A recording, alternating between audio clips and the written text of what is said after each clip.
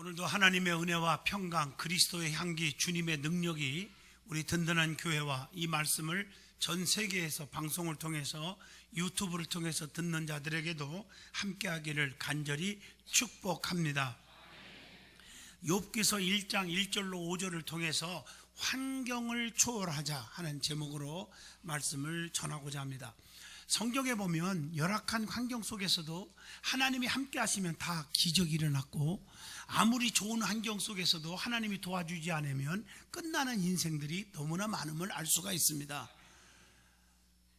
하나님이 함께 하느냐 안 하느냐가 가장 중요한 겁니다. 요셉은 환경적으로 애굽으로 보디발의 집으로 팔려갔지만 종로로 됐지만 하나님이 함께 하니까 총리가 되고, 다니엘도 포로로 잡혀간 자지만 하나님이 함께 했더니 방백 120명을 다스리는 수석 총리가 되었습니다. 야곱도 애삼친 나반의 집으로 도망가는 신세가 되었어도 하나님이 함께 했더니 축복의 조상이 되게 하셨습니다.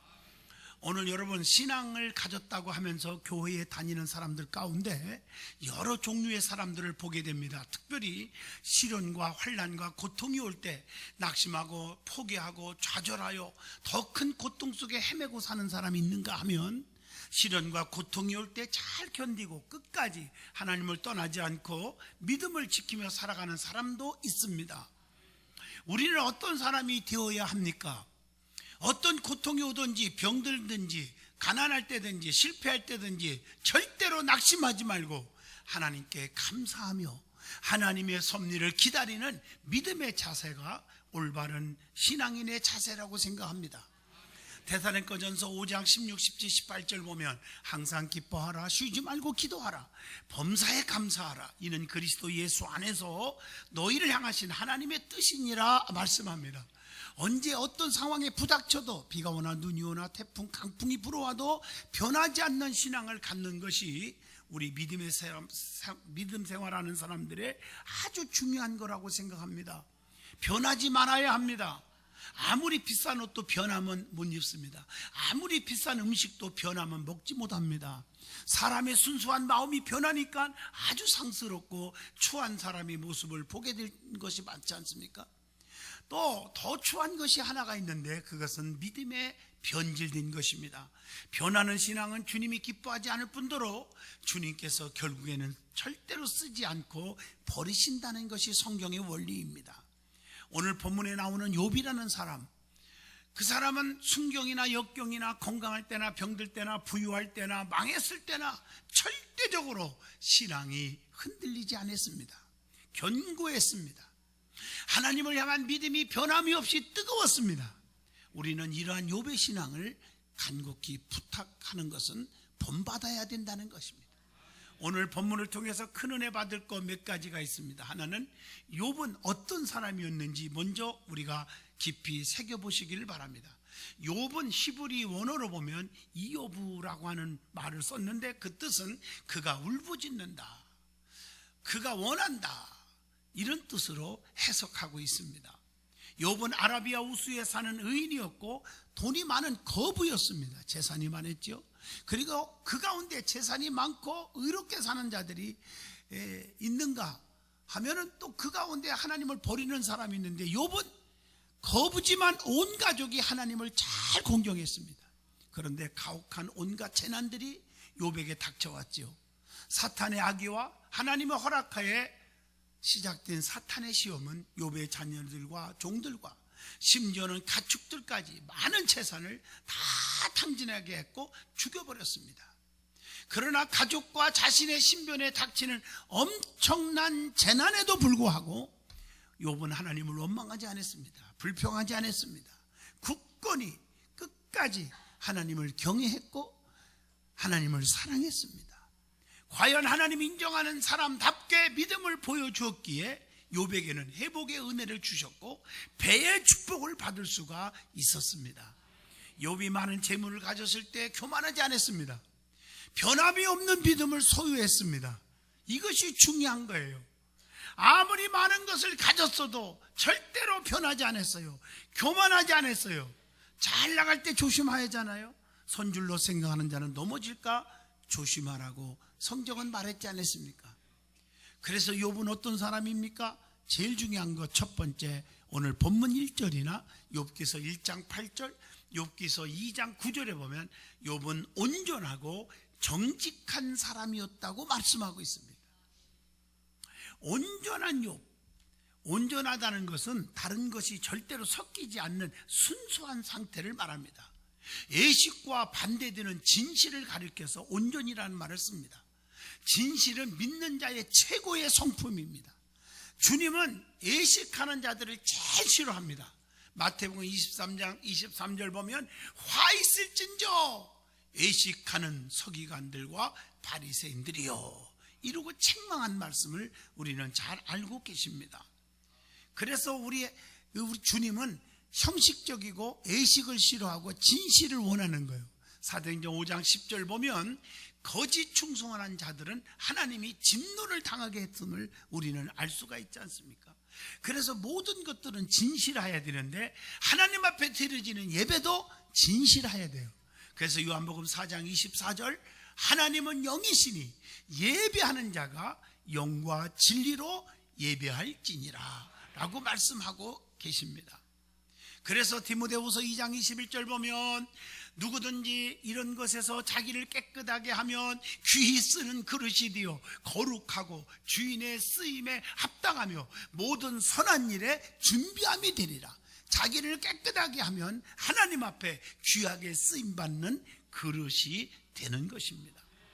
그래서 에베소 4장 25절에 거짓을 버려야 합니다. 참된 것을 말하라고 성경은 말하고 있고 요한복음 8장 44절에도 그렇게 기록되어 있습니다. 구원받은 사람들은 순결과 진실로 살아야 합니다. 그래서 에베소 5장 9절에 보니까 빛의 열매는 모든 착함과 의로움과 진실함에 있느니라. 고린도전서 5장 8절에 보면은 우리가 명절을 지키되 묵은 누룩으로도 말고 악하고 악의에 찬 누룩으로도 말고 누룩이 없이 오직 순전함과 진실함의 떡으로 하자, 이렇게 말하고 있어요. 그래서 욥은 아주 진실한 자였어요. 그리고 정직한 사람이었어요. 여러분, 정직이라는 말은 히브리 원어를 보면요, 이 야샤르라고 하는 단어가 있어요. 이 뜻을 보면 곧다, 굽지 않는다, 솔직하다, 이런 뜻을 가지고 있습니다. 정직한 사람은 바르게 행하는 것입니다. 성도는 적어도 믿음으로 사는 사람이라면 4가지 면에서 정직해야 된다, 그런 말이 있습니다. 하나님 말씀에 의해서 첫째가 하나님에 대해서 정직해야 돼요. 하나님을 속이려고 하는 어리석은 생각을 아예 버려야 돼요. 하나님을 어떻게 속여요? 손바닥으로 하늘을 가리는 것과 같이. 하나님은 모든 걸 다 알고 계시잖아요. 시편 138편 6절 여호와께서는 높이 계셔도 낮은 자를 굽어 살피시며 멀리서도 교만한 자를 다 아시나이다. 139편 안고 일어섬까지도 아시고 내가 하늘에 올라갈지라도 거기 계시고 음부에 내려갈지라도 거기 계시며 주의 오른손이 나를 붙드시나이다. 그래서 시편 23편에 보면 사망의 음침한 골짜기 다닐지라도 해받음을 두려워하지 않을 것은 주께서 나와 함께 하시나이다. 여러분, 하나님 앞에 정직하시기를 축원합니다. 두 번째로 사람에 대해서 정직해야 돼요. 이사야 26장 7절 보면 의인의 길은 정직하며 정직하신 주께서 의인의 첩경을 평탄하게 하시는도다. 여러분의 가는 길에 막히지 않게 하신대요. 시온의 대로가 열리게 해주신다는 거예요. 그래서 정직을 재산으로 여기고 살아야 합니다. 정직하게 살다 보면 남한테 왕따도 당하고요, 돌림을 당한단 말이에요. 그리고 억울한 일도 당하고 다 힘들어요. 그러나 결국에 가서는 정직한 사람들이 성공하는 것입니다. 인정받는 거예요. 그래서 성경에 대해서 세 번째, 성경에 대해서 정직하라는 것입니다. 말씀을 임의대로 가감하고 자기에게 유리한 쪽으로 해석하면 안 되는 거죠. 시편 33편 4절에 보면 여호와의 말씀은 정직하며 그가 행하시는 일은 다 진실하시는도다, 이렇게 말씀하고 계십니다. 그래서 하나님 말씀은 1.1핵이라도 변함이 없습니다. 천지는 없어질지 모르나 내 말은 1.1핵이라도 변함이 없느니라. 나 여호와의 말이니라. 내 말이 불같지 아니하냐. 내 말이 반석을 쳐서 붓으로 들이는 방망이 같지 아니하냐. 나 여호와의 말이니라. 예레미야 23장 29절에 그렇게 말씀하고 있습니다. 말씀은 정직한 것입니다. 네 번째, 물질에 대해서 정직해야 합니다. 부정한 방법으로 사는 것이 아니라 양심대로 살고 하나님과 사람에게 약속한 것은 꼭 갚을 줄 알아야 한다는 거죠. 역대상 29장 17절 말씀입니다. 그러므로 하나님 앞에 약속한 것은 먼저 갚을 줄 아는 믿음의 여러분들이 되기를 바랍니다. 두 번째, 욥은 어떤 사람입니까? 하나님을 경외한 사람이다. 오늘 본문 1절에 온전하고 정직하여 하나님을 경외하며 악에서 떠난 자더라, 이렇게 말씀하고 계십니다. 부유하게 되었을 때에 많은 사람들이 하나님과 멀어지는 거거든요. 그러나 욥은 어마어마하게 부유한 자였는데도 불구하고 하나님을 더욱더 경외하였다고 욥기서 2장 2절로 3절에 말씀합니다. 하나님을 경외하는 것이 무엇일까요? 잠언서 9장 10절, 여호와를 경외하는 것이 지혜의 근본이요 거룩하신 자를 아는 것이 명철이니라. 하나님을 경외하는 것은 지혜의 근본입니다. 사람의 본분이 하나님을 경외하고 말씀을 지키는 것이라고 전도서 12장 13절에 말씀하고 계십니다. 하나님을 경외하는 것이 뭘까요? 잠언서 16장 6절 보면 악에서 떠나게 되는 비결이 되는 거라고 말씀합니다. 자, 세 번째, 욥이 누굽니까? 악에서 떠난 자였더라 라고 1절 말씀에 분명히 하고 있습니다. 욥이 살고 있는 우스 땅이라는 곳은 하나님을 모르는 이방인의 지역입니다. 그럼에도 불구하고 욥은 악에서 떠난 자로 의인의 삶을 살았습니다. 여러분, 성경에 보면 나오미라는 여인은 베들레헴에서 먹고 사는 것 때문에, 육신것 때문에 이방 땅, 하나님이 기뻐하지 않는 모압으로 내려가다가 남편 죽었고 두 아들 말론 지론이 죽어버리고 슬픈 여자가 되었지 않았습니까? 그래서 그 땅을 버리고 깨닫고 다시 베들레헴으로 올라가서 회복의 축복을 받은 것입니다. 성도는 범죄의 길, 어둠의 길, 부끄러운 길에서 떠나야 합니다. 성도는 분명한 것은 어둠의 길을, 부끄러운 길에서 떠나야 합니다. 여러분, 남을 미워하고 남을 중상모략하고 쑥덕거리는 자리에 앉지 말아야 합니다. 악은 모양이라도 버려야 한다고 데살로니가전서 5장 22절에 그렇게 말씀하고 계십니다. 그래서 악에서 떠나는 것이 명철이라고 욥기서 28장 28절에도 분명히 말씀하고 계십니다.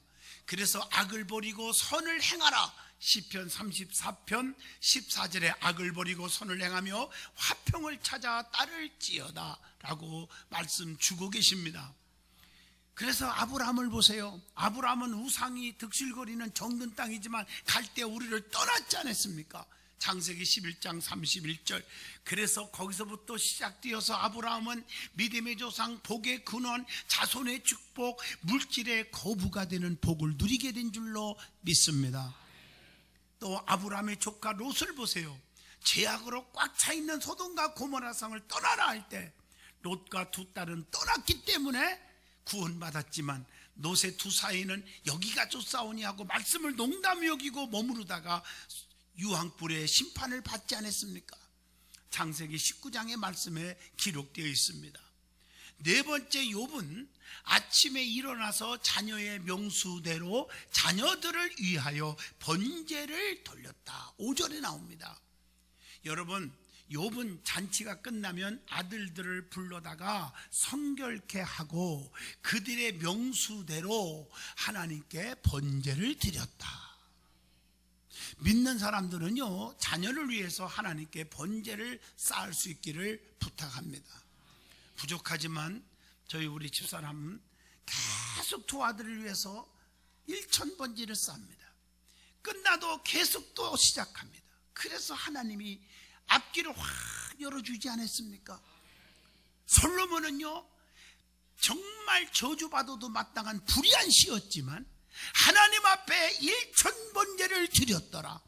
그랬더니 하나님이 아버지 뒤를 이어 왕이 되고, 그렇게도 아버지가 꿈에도 소원했던 성전 건축 자기가 하는 축복을 누렸고, 전무후무한 지혜와 부귀 영화를 누린 자가 솔로몬이 된 줄로 믿습니다.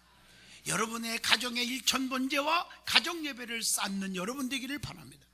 저는 가장 부족하지만 저희 부모님이 10남매를 놓고 새벽 기도 갔다 와서 깨워서 가정예배를 쌓았어요. 그때는 너무 지겨웠어요. 왜? 그냥 예배만 드리면 졸다 마를 텐데 돌아가면서 성경 읽고 돌아가면서 암송시키고 또 기도시키고 지겨웠지요. 그러나 지금 생각하면 얼마나 감사한지. 그때 외웠던 성경 지금도 머릿속에 다 기억하고 있습니다. 그때 읽었던 말씀이 지금도 떠오르고 있습니다. 그때 하나님 앞에 기도했던 그 내용이 지금도 내 머릿속에 기억하고 있습니다. 오늘 보면 지금 그대로 응답받고 살고 있습니다. 여러분들이요, 가정의 자녀들을 위해서 하나님 힘쓰시기를 바랍니다. 믿음의 자녀로 양육을 해야 된다는 것입니다. 욥이 왜 자녀들을 위해 번제를 드렸을까요? 번제는 희생의 제물이 있는 것이 번제입니다. 왜 드렸을까? 오늘 성경 5절에 답이 나옵니다. 첫째가 자녀들이 죄를 범할까 해서 드렸다고 했습니다. 두 번째가 5절 하반절 보니까 혹시 내 아들들이 죄를 범하여 마음으로 하나님을 욕되게 하였을까 하매라. 하나님을 배반할까 해서 자녀들을 위해서 번제를 드린 것입니다. 욥은 자기의 자녀들이 재물에 욕심이 생겨서 하나님을 버릴까 혹은 믿음이 나태해질까 염려해서 하나님께 자녀들을 위해서 번제, 즉 헌신적인 희생적인 재물을 드렸다고 나옵니다. 사람들은 배가 부르면 하나님 버리기가 쉽고 아주 교만해지기가 쉽습니다. 그래서 사울왕이 높아지고 교만해지니까 하나님을 두려워하지 않았고, 그렇게 존경했던 주의 종 사무엘을 우습게 여겼고, 그리고 은혜 베풀어 주신 주의 종을 우습게 여길 뿐 아니라 자기가 제사를 드려 목회권까지 흔들었던 그런 자가 사울입니다. 사무엘상 13장에 기록되어 있습니다. 그 결과 하나님으로부터 사무엘상 15장에 보면 비참하게 버림받고 비참하게 죽어버렸던 자가 사울왕의 말로인 줄로 믿습니다. 그렇기 때문에 욥은 물질이 풍요로웠을 때 결코 하나님을 버리지 않았고 교만하지도 타락하지도 않았습니다. 잘 나갈 때 바쁠 때 더 하나님께 가까이 나오시고 더 하나님 앞에 무릎을 꿇으시고 감사할 수 있기를 바랍니다. 하나님 바빠서요, 눈코 뜰 새 없이 바빠서요, 눈코 뜰 새 없이, 눈코 뜰 새 없이, 눈코 안 뜨면 죽는 거 아니겠습니까? 그러면 하나님께서 그러니 그렇게 바쁘냐? 그러면 안 바쁘게 지금부터 만들어 줄게. 그래서 중간에 끝나는 거예요. 하나님 앞에 선줄로 생각하는 자는 넘어질까 조심하고 더 겸손하게 하나님께로 가까이 갈 수 있기를 축복합니다. 사탄이 하나님의 허락하에 욥을 시험합니다. 재물도 자녀도 건강도 다 뺏어갔습니다. 동방에서 제일 큰 자가 제일 작은 자가 되어버렸습니다. 이런 욥이 시험을 다 이겼잖아요. 극복했잖아요. 하나님 그 욥을 얼마나 사랑했을까? 어떻게 해서 욥이 이런 환난과 고통, 10남매가 다 죽어버리고 그 많은 재산이 날아가 버리고 친구들이 다 도망가 버리고 병 걸려서 기와장을 깨서 온몸을 팍팍 긁고 이런 고통을 어떻게 이길 수가 있었을까? 모든 것을 잃었을 때 욥의 신앙은 어땠는지를 한번 살펴볼까요? 시험에 들고 상처받으면 예배부터 빠지는 성도들 많잖아요. 더 가까이 가는데 육신에 병 들어서 힘들면 병원에 가기 싫잖아요. 주사 맞기 싫고 억지로도 가야 되는 것처럼 더 하나님께로 가까이 예배의 시간에 저녁 예배 새벽기도 전해지고 계속 가까이 와야 되는데 자꾸 멀어지다가 더 힘들어지지 않습니까? 오늘 욥은 어려울수록 더 하나님께 감사했고 가까이 간 줄로 믿습니다. 두 번째 주시는 은혜는 뭘까? 욥이 시험에서 이길 수 있었던 비결이 무엇인지를 말씀드리고자 합니다. 첫째, 욥은 겸손히 기도했다는 것입니다. 욥기서 1장 20절 욥이 일어나 겉옷을 찢고 머리털을 밀고 땅에 엎드려 예배하며 그랬어요. 욥은 시험이 왔을 때 어떻게 했다고요? 첫째, 일어났습니다. 힘들 때 주저앉아 자포자기하게 하지 않고 원망하고 괴로워하고 불평할 것이 아니라 하나님께 일어나야 합니다. 그리고 겉옷을 찢었습니다. 옷을 찢는 행위는 극심한 비탄을 의미합니다. 하나님께 자기의 비탄함을 아리는 거예요. 성경에 다윗이 사울과 요나단의 죽음으로 옷을 잡아 찢은 말씀이 사무엘하 1장 11절에 나오지 않습니까? 또 새로운 옷을 입고자 더러운 헌옷을 찢는 경우가 있잖아요. 열왕기하 2장에 보면 엘리사가 갑절의 능력 새로운 권능의 옷을 입고자 자기가 입었던 더러운 옷을 찢었지 않았습니까? 그래서 새 옷이 내려와 권능 받은 줄로 믿습니다. 성도들은 날마다 옷을 찢는 기도가 이루어지기를 축복합니다. 그리고 머리털을 다 밀어버렸다겠어요. 욥은 새로운 결심의 자세로 머리털을 밀었다고 하는 얘기입니다. 그리고 자기의 깊은 슬픔을 하나님께 아리는 자세를 보여주었습니다. 에레미야 7장 29절의 말씀을 기억하셔야 합니다. 그리고 땅에 엎드려 경배했습니다. 오히려 욥은 고난이 왔을 때 원망하지 않았고 불평하지 않았고 더 겸손하게 하나님을 경외하는 자세를 보였습니다. 베드로전서 5장 6절에 하나님의 능하신 손 안에서 겸손하라. 때가 되면 너희를 높여주시리라. 두 번째, 욥이 받은 고난과 환난을 당연히 여겼고 하나님의 섭리로 여겼던 사실을 알 수가 있습니다. 욥기서 1장 21절의 말씀입니다. 욥은 알몸으로 나왔으니 알몸으로 돌아간다고 고백합니다. 이 말씀은 자신이 이 세상에 태어날 때 아무것도 가지고 나온 것이 없듯이 죽을 때도 무소유로 돌아갈 수밖에 없다고 고백하는 겁니다. 그러기에 인간은 철저하게 하나님께 순복할 수밖에 없죠. 그래서 창세기 3장 19절 인간은 흙으로 돌아간다고 했어요. 죽을 때 인간은 아무것도 가져갈 수가 없다고 시편 49편 17절에 말씀하고 있습니다. 그래서 전도서 5장 15절에 보면 모태에서 벌거벗고 태어난 것이라고 성경은 말하고 있는 것입니다. 아무것도 가지고 온 것이 없으니 빈손으로 가야 된다고 디모데전서 6장 7절에 말씀한 것을 아십니다. 욥은 그래서 주신 자도 하나님이시고 취하신 자도 하나님이심을 고백하잖아요. 이 말씀은 모든 것이 하나님의 주권 아래 있다는 거예요. 생사, 화복, 성공, 실패 모든 것은 하나님의 손에 있다는 것입니다. 그렇기 때문에 우리는 하나님만 절대적으로 의지할 수밖에 없는 것입니다. 세 번째, 욥은 이 고난 속에서 하나님께 찬송했다고 욥기서 1장 21절에 말합니다. 믿음의 사람은 힘들 때 더욱더 하나님께 찬송합니다. 믿음의 사람은 힘들 때 더욱더 하나님께 찬송하십시오. 하나님은 낙심하고 좌절하고 포기하는 것 제일 싫어하십니다. 그래서 너희는 마음에 근심하지 말라. 하나님을 믿으니 또 나를 믿으라. 그렇게 말씀하고 있잖아요. 네 번째, 욥은 고난 속에서 범죄하지 않았고 하나님을 더욱더 의지했다고 하는 오늘 욥기서 1장 22절을 기억합니다. 이 모든 일에 욥이 범죄하지 아니하고 하나님을 향하여 원망하지 아니하니라. 어려움이 닥치더라도 절대로 하나님을 떠나지 않는 신앙이 중요하지 않습니까?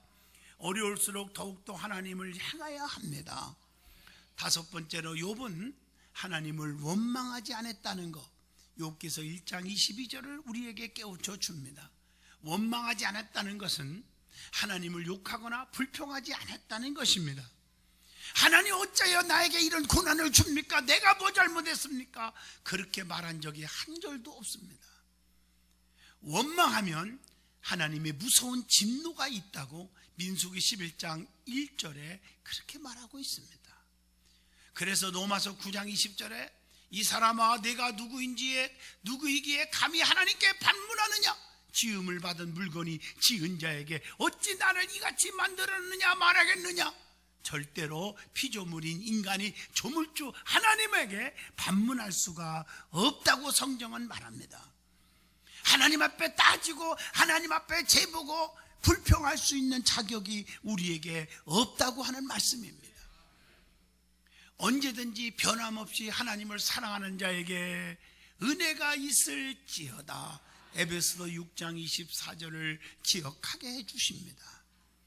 세 번째 은혜 받을 말씀은 욥이 시험을 통해서 어떤 축복을 받았습니까?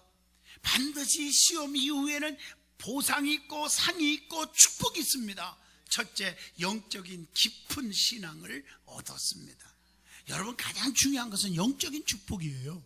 요한 3서 2절, 사랑하는 자여 네 영혼이 잘된 것 같이 범사가 잘되고 강건하기를 내가 간구하노라. 믿음 생활 잘하다가 축복을 엄청나게 받고 잘 되는데 믿음이 뚝 떨어져 보세요. 그날 하루아침에 모든 게 다 물거품이 되는 분들 너무나 많이 보고 있지 않습니까? 무엇보다도 제일 중요한 것은 영적인 축복입니다. 욥기서 23장 10절, 욥기서 42장 5절의 말씀을 기억하십시오. 두 번째, 나 자신만을 위해 기도하지 않았고 남을 위해 기도하는 자가 되었다. 이것이 축복입니다. 욥기서 42장 10절입니다. 중보기도가 얼마나 중요한지 아십니까? 욥은 자기를 조롱했고 손가락질했던 친구들을 위해서 기도했습니다. 우리는 우리 앞에 원수가 있을 때 우리는 얼마나 남을 미워하고 저주하지 않습니까? 그건 축복이 아니에요. 아무리 원수라도 축복을 빌어주면 그 축복이 나에게 올 줄로 믿습니다. 이걸 아셔야 돼요. 믿음의 사람들은 원수 맺지 마세요. 누가 나를 미워합니까? 얄밉게 구합니까? 왕따시키지 말고 그를 위해서 축복 기도해 주세요. 출애굽기 32장에 보면 모세를 얼마나 백성들이 원망해요. 원망받을 사람이 아니잖아요. 자기들 진짜 멸망받을 족속들을 출애굽시켰고 얼마나 기적을 많이 베풀었어요. 하나님의 기도해서 하나님께. 그런데도 조금만 어려움 당하면 하나님 원망하고 모세에게 삿대질하고 주의 종에게 욕하고. 그렇지만 모세가 하나님, 저것들이 배응망덕합니다. 그냥 단칼에 쳐 없애버리세요. 성경을 아무리 찾아도 그런 구절이 없어요. 하나님, 저들을 버리지 마세요. 하나님, 저들을 구원해 주세요. 그리고 축복 기도해 주더라고요. 그러니까 위대한 지도자고, 나는 모세를 통해서 얼마나 가슴을 치고 저를 돌아보는지 몰라요. 하나님, 저도 목회하면서 정말 얄미운 사람들을 위해서 더 축복하게는 축복을 빌어주는 목사가 되게 해주세요. 이렇게 기도를 하고 있습니다. 세 번째, 자녀와 물질을 배로 축복을 받았다는 거죠. 욥기서 42장 12절로 13절의 말씀입니다.